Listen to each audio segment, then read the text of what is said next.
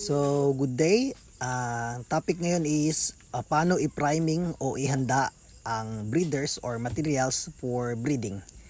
So, dito iba-iba yung ginagawa ng mga nagmamanok. Dito sa amin given na naka-maintenance naman sila, may weekly supplement. So, dediretso na tayo sa ating priming.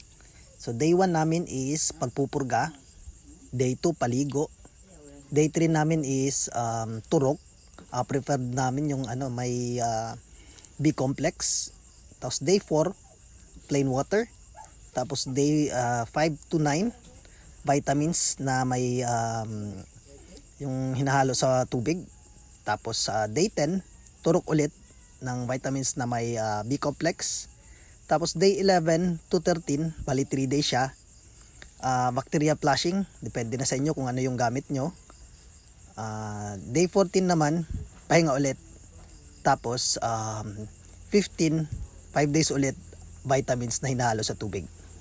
So depende yan, no, kasi yung iba sa kanila 21 days, may iba naman 7 days. Nakadepende kasi yan kung ano yung kondisyon ng ating mga materials na gagamitin. So ayun lang po, salamat.